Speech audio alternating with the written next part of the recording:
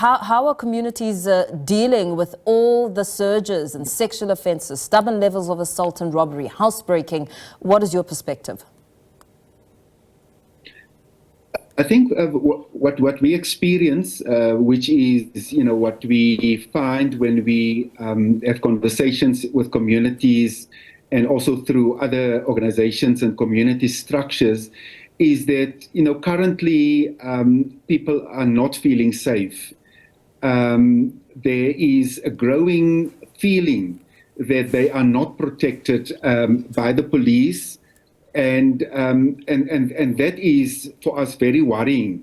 That we find, and this is what the stats are showing us now, that there's definitely a worrying trust deficit in terms of people reporting to the police. But generally, the concern, as I say, is that people don't feel safe on the streets especially, but unfortunately also sometimes within their homes. And with stats also showing that murder is down, I mean, how much of an impact does that have? Does that mean that people, I mean, you've just said people don't feel safe on the streets, especially in crime hotspots across Cape Town. How much of an impact does that murder rate decreasing have on people's day-to-day lives? I think that's the thing with stats, people don't always believe the stats.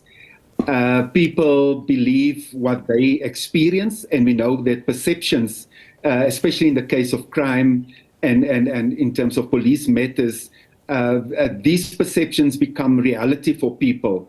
So whether we hear from time to time, the police, and we must say, as a crime coalition, we take our part in terms of the whole of government, whole of society approach. We take it very serious.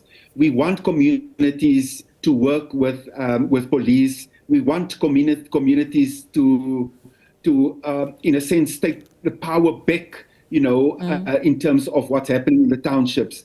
But it's an enormous task when people feel unsafe, when people feel that it's no use reporting, when even within CPFs, we hear that they complain about under-resourcing at police stations.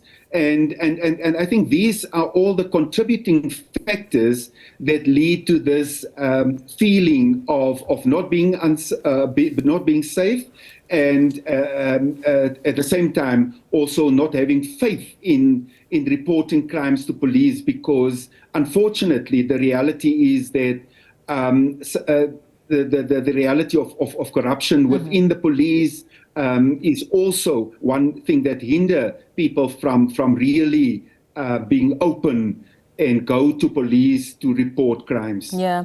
Why do you think that the justice system is still failing so many victims, especially when it comes to matters like gender-based violence? I mean, we hear more and more of how many people feel disgruntled that the system has not assisted them. Yeah, when we talk about the police, and that's exactly the point, I think that the whole criminal justice system at the moment is problematic. And we have a sense that these departments or ministries don't sufficiently talk to each other. And if they do, it's not carried over to the community. So when crime stats are sort of publicized, it's only the Minister of Police there. When there's stakeholder engagement from the side of the Minister of Police, it's only the police there. And every time when we are part of these meetings, we emphasize the point that you cannot just say whole of government when you come. Just last month, when the provincial commissioner visited or had a meeting with the Muslim Judicial Commission, it was also said to the commissioner, please, if you report back, do not come alone.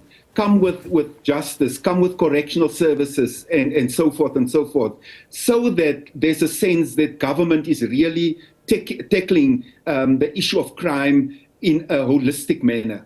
Absolutely. Thank you so much for speaking to us this evening. Community activist Dr. Llewellyn MacMaster, who's also the chairperson of the Cape Crime Crisis Coalition.